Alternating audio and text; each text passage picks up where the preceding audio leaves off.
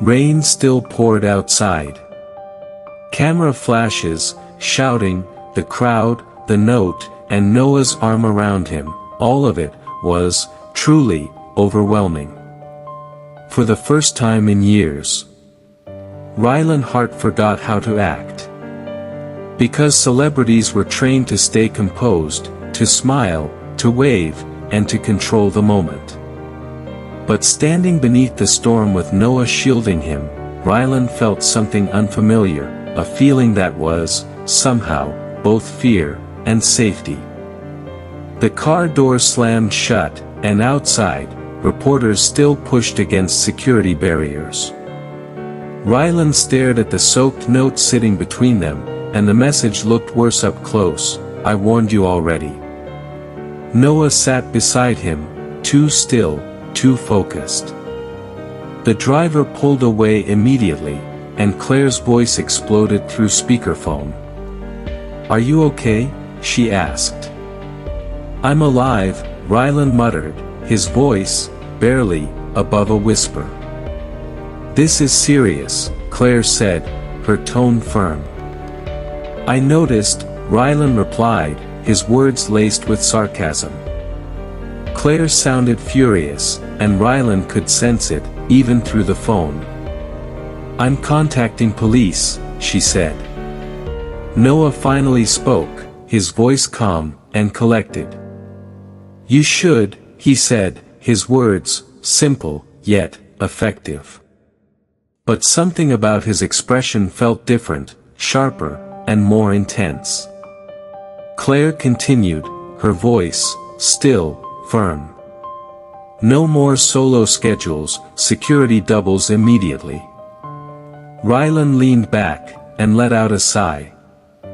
"Wonderful," he said, his tone, heavy, with sarcasm.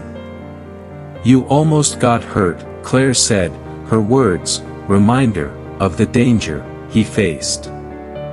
"I said I'm fine," Rylan muttered, his voice, barely, above a whisper.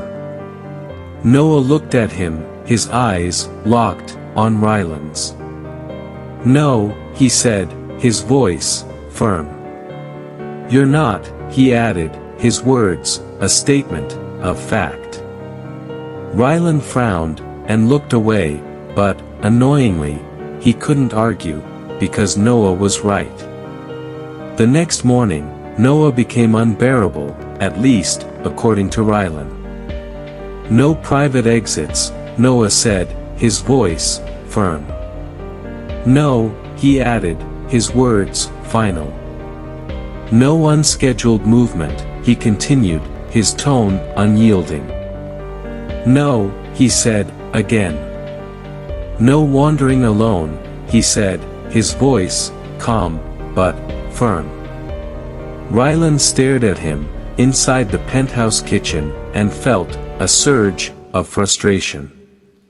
"You enjoy ruining my happiness," he said, his words, laced with emotion. Noah sipped coffee calmly, his expression, serene. "I enjoy reducing risk," he said, his voice, matter-of-fact. "You sound 70, Rylan said, his tone, teasing. "You act 17, Noah replied, his voice, calm and collected. Rylan blinked, and then laughed, despite himself. "You're impossible," he said, his words, a statement, of fact. Noah remained completely serious, his expression, unchanging. "You received multiple threats," he said, his voice, firm. "Their messages," Rylan said, his tone, dismissive. "They escalated," Noah added, his words, reminder, of the danger he faced. Rylan looked away, and felt a pang of irritation, because deep down, he knew Noah wasn't overreacting, and that irritated him more. For 3 days, he stayed close, too close, attending film meetings, and studio rehearsals, and brand interviews, everywhere, Sometimes Noah stood silently near doors, sometimes he watched crowds, and sometimes he barely spoke, and somehow, his silence became strangely noticeable. Rylan found himself studying him, the way Noah scanned rooms automatically, the way he stood between danger and people without thinking, the way he never looked careless. It annoyed him, mostly because he respected it. One afternoon, during a wardrobe fitting, Rylan finally asked, "Were you born serious?" Noah looked up from his phone, and replied, "I'm selective." "About emotions?" Rylan asked, and Noah said, "About conversations." Rylan smirked, "That sounds lonely." For a second, something unreadable crossed Noah's face, then disappeared, and he said, "Occupational hazard." And somehow, that answer stayed with Rylan longer than it should have. 3 days after the threat, Rylan attended a major magazine interview, at a luxury hotel, in a private rooftop venue, with a perfect city skyline, exactly the kind of glamorous setting he normally enjoyed, except now, Noah inspected everything first. Rylan watched him from across the rooftop, checking entrances, staff, balconies, and security placement, and asked, "You trust nobody?" Noah adjusted an earpiece, and said, "I trust preparation." "That sounds exhausting," Rylan said, and Noah replied, "It keeps people alive."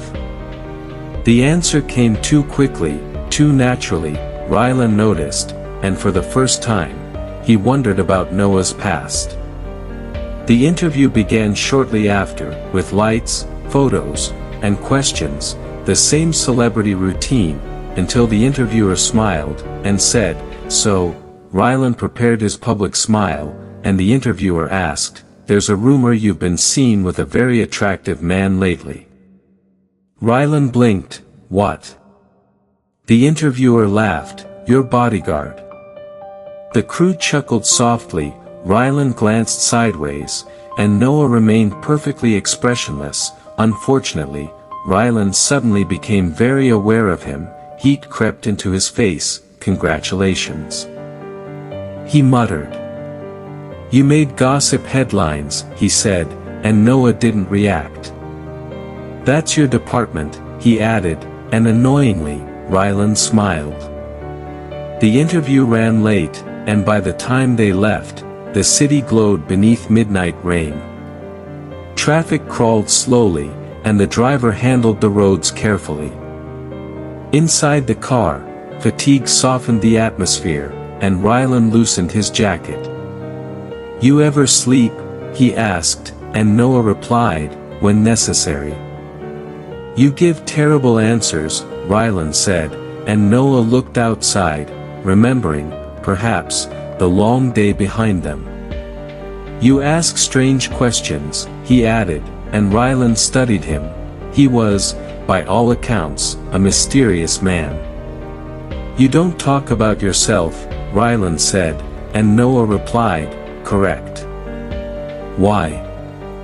Rylan asked, but Noah stayed quiet, long enough for the rain to fill the silence. Then, finally, "People in my work learn to keep distance," he said, and the answer felt unexpectedly honest. Rylan looked at him, and asked, "And what if someone doesn't want distance?" Noah slowly met his eyes, and for 1 second, the car felt smaller, too quiet, too close. Then Noah looked away first, and said, "That becomes complicated." Something warm and unsettling moved inside Rylan's chest, and he immediately hated it, the feeling, that is. Because of increased security, Claire insisted Rylan stay temporarily inside a luxury hotel, rather than his penthouse. Rylan complained the entire drive, saying, "This is dramatic," and Noah replied, "This is precaution." "You and Claire secretly enjoy controlling me," Rylan said, and Noah replied, "Unlikely." The suite overlooked the city lights, modern, expensive, and annoyingly secure. Noah checked the windows immediately, and Rylan collapsed onto the sofa, asking, "You inspect breathing patterns too?" Noah ignored him, and then, Rylan noticed something, and asked, "You're staying?" Noah looked over, and said, "Yes." Rylan sat upright, and asked, "In here?" Noah replied, "Connected room," and Rylan blinked, then laughed, saying, "That's almost disappointing." The joke slipped out too fast, too casually, and to his surprise, Noah paused, just briefly, before returning to work. Rylan looked away first, and wondered, why did teasing him suddenly feel dangerous? Around 1 a.m., sleep refused to come. Rylan found Noah sitting quietly on the balcony, and city lights shimmered beneath the rain. Noah looked surprisingly different without the work movement around him, calmer, more human. Rylan stepped outside, holding coffee, and asked, "You brewed professionally too?" Noah accepted the second cup, and Rylan asked, "Couldn't sleep?" "Apparently my body prefers anxiety," Noah replied. Noah looked toward the skyline, and silence settled, but strangely, not uncomfortable. Then Rylan asked quietly, "You ever get scared?" Noah didn't answer immediately. "When necessary," he said finally. "That's not an answer," Rylan pointed out. Another pause ensued, then, "Yes," Noah said softly. Rylan looked surprised, and asked, "Really?" Noah stared into the city, and his voice softened slightly, "Fear keeps people alert, it reminds you what matters." The answer landed somewhere deep, because for the first time, Noah didn't sound like security, he sounded like someone carrying old memories. And suddenly, Rylan wanted to know more, which felt, truly, dangerous, because curiosity became attachment faster than people admitted. The next evening, another public schedule waited. Luxury charity gala, heavy security, and Claire hovered nearby, while Noah remained alert, too alert. Rylan noticed immediately, and said, "You've been tense all day." Noah scanned nearby staff, and replied, "I don't like repetition." Rylan asked, "What repetition?" And Noah explained, "The timing." Rylan frowned, and asked, "What are you talking about?" Noah looked toward the ballroom entrance, and said, "Threats happen before public appearances." That answer chilled him. Music played inside, guests laughed, and crystal lights glowed beautifully. And somehow, Rylan suddenly felt exposed. The event continued, with photos, conversations, and charity speeches, until Noah stiffened. Rylan noticed instantly, and asked, "What?" Noah's eyes moved toward upper balcony windows, then toward distant hallway glass, like he saw something, or someone. His voice lowered, and he said, "Stay here." Rylan frowned, and asked, "What?" But Noah was already moving, fast, and focused. Rylan watched him disappear toward side corridor security, feeling confused, and uneasy. Minutes passed, then 10, and there was no Noah. Claire approached, and asked, "Where is he?" Rylan looked toward the hallway, and suddenly, something caught his attention, across the ballroom, near shadowed glass doors. A figure stood watching, in a dark coat, still, and almost hidden. And before Rylan could react, the person lifted a phone, a camera flash, and then, they disappeared.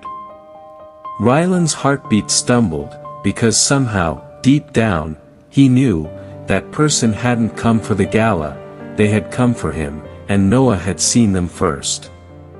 To be continued.